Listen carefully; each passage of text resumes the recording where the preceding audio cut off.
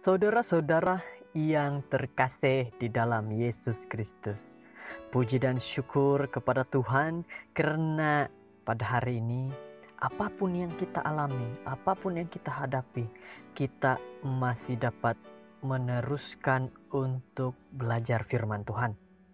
Saudara-saudara, mari kita belajar buka Alkitab kita dan juga mengikuti renungan pada hari ini. Judul renungan kita adalah anak-anak punya kerajaan sendiri. Dan ayat renungan kita di dalam Markus 10 ayat 14 yang mengatakan seperti ini.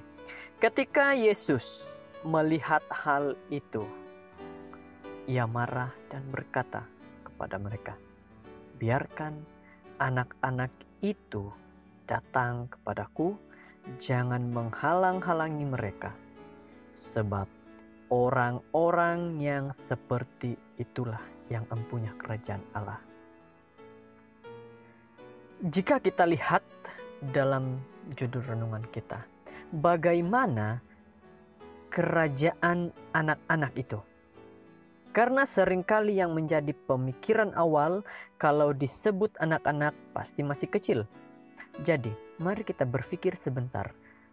Apa kerajaan anak-anak itu memang ada? Seringkali akan ada saja kata-kata yang kita akan dengar bahwa harap jangan membawa anak-anak. Kata-kata ini jarang diucapkan, namun sering terfikir saat kita diundang untuk mendengarkan seorang pembicara, guru-guru, atau pemimpin terkemuka. Orang-orang sering menganggap bahwa anak-anak tidak tahu apa yang sedang dibicarakan dan mungkin mereka akan mengganggu si pembicara. Dalam Markus 10 ayat 13 sampai 16, murid-murid memiliki anggapan yang sama tentang anak-anak dan Yesus.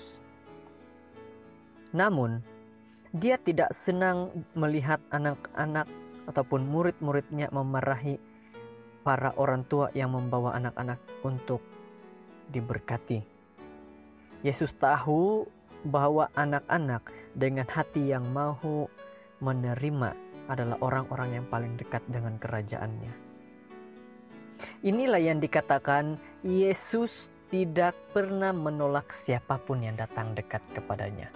Dia sentiasa menerima akan kehadiran seorang manusia, mau itu masih kecil maupun dewasa.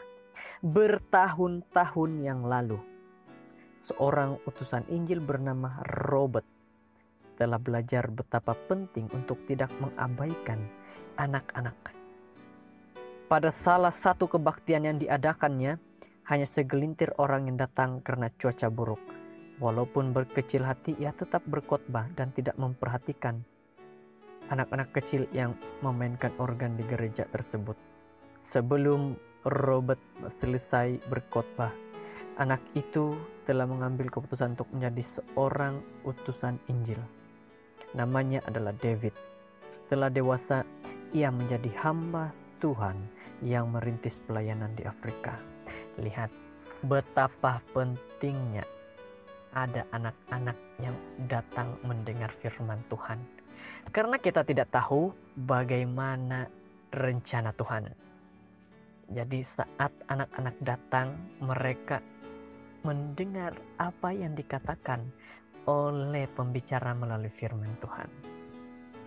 Kita sebagai orang tua, guru sekolah, juga anggota gereja, aktivis gereja, dan jiran tetangga seharusnya tidak mengabaikan anak-anak yang Tuhan percayakan kepada kita.